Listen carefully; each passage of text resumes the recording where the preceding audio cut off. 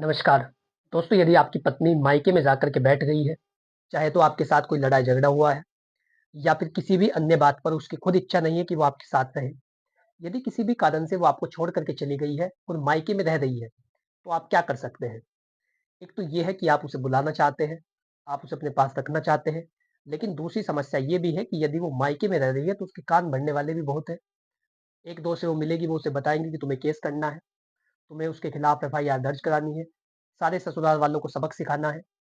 और उसके द्वारा फिर आपके खिलाफ केस भी फाइल किए जाएँगे। वो झूठे-झूठे आरोप आपके पास लगाएगी। वो झूठे आरोप आपके खिलाफ लगाएगी, आपके परिवार वालों के भी खिलाफ लगाएगी। जो लोग उस घटना में शामिल भी नहीं हैं, उनका भी नाम एफआईआर में लिखवाएगी। तो इस स्थिति से आप अपने आप को किस प्रकार से बचा सकते हैं?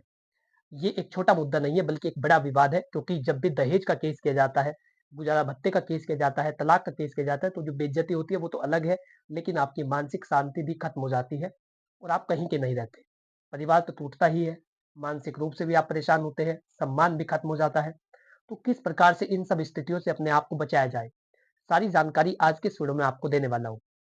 यदि आप चैनल पर पहली बार आए हैं, तो आज ही हमारे यूट्यूब चैनल विधि वार्ता को सब्सक्राइब कर लें, जहाँ पर बात की जाती है आपके अधिकारों की और उन कानूनी प्रावधानों की, जो आपके जीवन को पूरी तरीके से बदल सकते हैं। यकीन मानिए, आप इससे यदि चैनल को सब्सक्राइब कर लेंगे, तो आप अपने जीवन के हर एक मुद्दे से जुड़े रहेंगे और आपको पता होगा कि किस स्थिति में हमें क्या फैसला लेना है। चलिए दोस्तों, बात करते हैं कि यदि किसी की पत्नी उसको छोड़ करके मायके में जाकर के बैठ गई हो, तो वो व्यक्ति क्या कर सकता है? अपने आप को कैसे सँभाले? कैसे उसे वापस बुलाए? या यदि झूठी एफआईआर की गई है, तो उनका जवाब किस प्रकार से दें? देखिए, सबसे पहले तो स्थिति ये है कि आप समझौता कर लें। आप पहले बातचीत करने का प्रयास करें। साहिल लुधियानवी साहब का एक शेर है कि तारुफ रोग बन जाए तो उसको भूलना बेहतर, ताल्लुक रोग बन जाए तो उसको तोड़ना अच्छा, वो अफ़साना जिसे अंजाम तक लाना ना हो मुमकिन, उसे खूबसूरत मोड़ देकर छोड़ना अच्छा। यदि गुंजाइश ऐसी है कि आपका रिश्ता आगे नहीं चल सकता या परिवार बिल्कुल टूट चुका है, तो उसे छोड़ने का एक पूरा रास्ता है और शांति से यदि आप उस रिश्ते को खत्म करें, तो ये सबसे बेहतर होगा। बिना कोर्ट कचहरी के झमेले में पड़े, बिना अपनी चप्पलों को घिसवाए, यदि आप चाहते हैं अपने रिश्ते से मुँह फेरना या फिर आप चाहते हैं अपने रिश्ते को खत्म करना, तो ऐसी स्थिति के अंदर उसके कई सारे रास्ते होते हैं। ये नहीं कि आप केवल कचहरी में भटकते रहें। आप सालों तक वहाँ पर भटकते रहेंगे, लेकिन तब भी न्याय नहीं मिलेगा। कई सालों तक आप चक्कर काटते रहेंगे, लेकिन उसके बाद भी आप थक जाते हैं और फिर बाद में आपकी समझ में आता है कि काश इसमें समझौता कर लिया होता।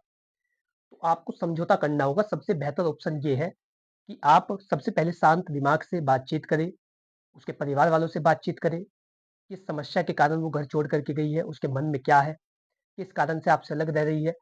सबसे पहले बातचीत करने का प्रयास करें। आप परिवार के किसी बुजुर्ग की मदद ले सकते हैं, किसी दोस्त की मदद ले सकते हैं, जिसके माध्यम से बातचीत करने का प्रयास किया जा सकता है। सबसे पहले, यदि वो बातचीत नहीं करना चाहती, तो एक किसी मध्यस्थ को नियुक्त करें, जो आप दोनों की बातों को सुन सके और फैसले का निपटारा दे सके। तो ये सबसे पहला तरीका है कि आप समझौता कर सकते हैं। आप बातचीत करने का प्रयास कर सकते हैं। अब देखिए, यदि पत्नी वापस नहीं आ रही है, तो अब शुरू होता है कानून।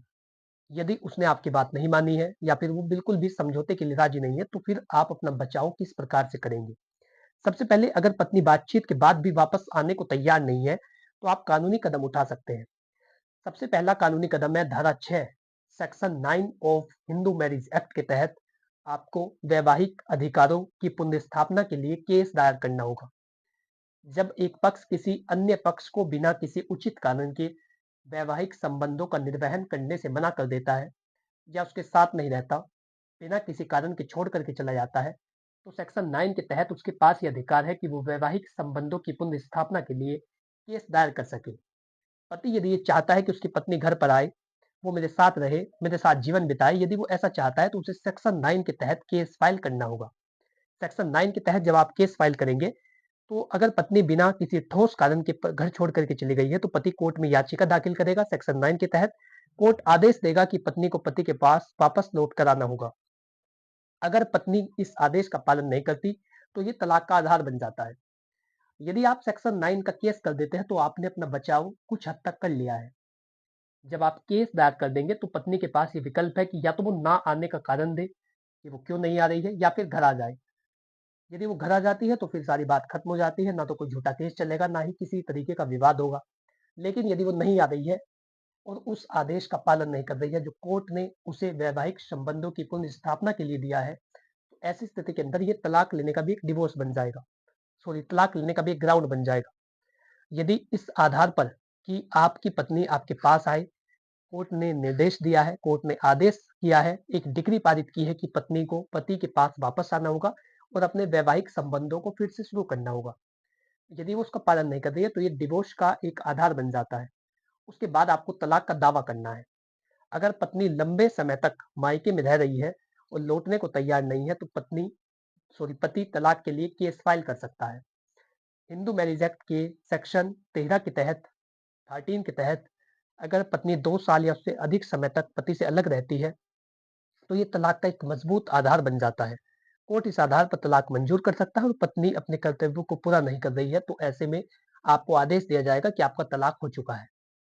तो ये भी बहुत महत्वपूर्ण है कि आप यदि उससे पीछा छुड़ाना चाहते हैं तो पहले सेक्शन 9 का केस करें और यदि 2 साल से ज़्यादा समय हो चुका है तो सीधा तलाक का केस डाल दें। उसके बाद एक डिवोर्स का एक डिग्री दी जाएगी, आदेश दिया जाएगा और आप उस पार्टनर से अपना पीछा छुड़ा सकते हैं। इसी के साथ अगर पत्नी मायके में रह करके झूठे केस दायर करे या दावा करे, झूठा दावा करे तो आप क्या करेंगे? ये भी बहुत महत्वपूर्ण है। एक तो ये है कि आप उसे घर बुलाना चाहते हैं, दूसरी स्थिति ये है कि अब वो झूठे केस करने पर आ गई है। झूठे केस करने पर वो उतारू हो चुकी है। किसी और के बहकावे में चल करके वो आपके सम्मान को ठेस पहुँचाने के लिए, आपकी प्रतिष्ठा को खराब करने के लिए लगातार केस दायर कर रही है। बेवजह के इल्ज़ाम आपके ऊपर लगा रही है, आरोप लगा रही है, परिवार के जो अन्य सदस्य हैं उन सभी को फँसा रही है। तो ऐसे में आप क्या करेंगे? सबसे पहले तो आप अग्रिम ज़मानत लें। यदि आपको लग रहा है कि पुलिस वालों के द्वारा आपको गिरफ्तार किया जा सकता है, आपकी पत्नी की शिकायत पर, तो आपको अग्रिम ज़मानत लेनी होगी, एंटीसिपेटरी बेल लेनी होगी। इससे गिरफ्तारी से बचा जा सकता है और कानूनी प्रक्रिया का सामना करने के लिए आपको पूरा समय मिलेगा। ताकि आप गिरफ्तारी आपकी ना हो, इसके लिए आपको अग्रिम ज़मानत लेनी है। दूसरा है पुलिस में शिकायत दर्ज करना। अगर पत्नी आपको झूठे केस में फँसाने की धमकी दे रही है या वो फ़ोन पर आपसे ऐसे बात कर रही है या फिर उसने चैट भेजा है या फिर आपने वैसे बातचीत उससे की है फेस टू फेस और आपके पास वीडियो रिकॉर्डिंग है, झूठे केस में फँसाने की धमकी देने के लिए, तो वो आपके लिए बहुत मजबूत आधार बनेगा और उसके खिलाफ कानूनी कार्रवाई की जाएगी। आप काउंटर एफआईआर दर्ज करा सकते हैं। ये आपके बचाव में सबसे महत्वपूर्ण होगा। पत्नी के लिए अलग रहने पर पति को गुजारा भत्ता भी देना होता है। यदि पत्नी आपसे अलग रह रही है तो आपको गुजारा भत्ता भी देना होता है। अगर पत्नी खुद अपनी मर्जी से पति को छोड़ करके गई है और कोई वैधानिक कारण नहीं है तो वो गुजारा भत्ता मांगने के लिए हकदार नहीं होती है।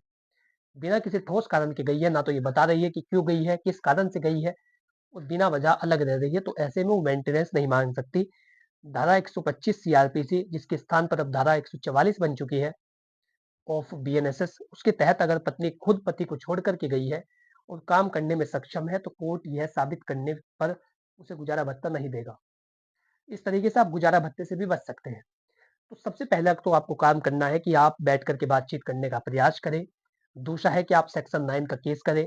तीसरा है यदि वो झूठे केस आप पर लाद रही है, झूठी एफआईआर आपके खिलाफ करा रही है तो फिर आप काउंटर एफआईआर दर्ज करें। और फिर अंतिम ऑप्शन है कि आपको गुजारा भत्ता से बचने के लिए ये साबित करना होगा कि वो बिना किसी ठोस कारण के गई है। ये बातें आप साबित करिए और फिर केस आपके पक्ष में होगा। आपको कहीं पर भी परेशान होने की जरूरत नहीं है। तो ये वो महत्वपूर्ण जानकारी थी जिसमें मैंने आपको बताया। यदि आपकी पत्नी घर छोड़ करके गई है, अलग रह रही है तो आप क्या कर सकते हैं। जानकारी यदि अच्छी लगी हो तो आज इस चैनल को सब्सक्राइब कर ले। विधि वार्ता से जुड़िए जहाँ पर बात की जाती है उन कानूनी प्रावधानों की जो आपके जीवन को पूरी तरीके से बदल सकते हैं। इससे संबंधित यदि आप कुछ भी पूछना चाहते हैं, कोई आपका सवाल है, कोई सुझाव है, तो उसके लिए नीचे कमेंट बॉक्स में लिखिए। बहुत ही जल्द आपको उसका उत्तर दिया जाएगा। यदि आप चाहते हैं अपने मामले पर कोई जनरल गाइडेंस लेना, तो उसके लिए स्क्रीन पर दिए गए नंबर पर व्हाट्सअप करें। बहुत ही जल्द आपको उसका भी उत्तर दिया जाएगा। Thanks for watching this video. अपना कीमती समय देने के लिए धन्यवाद।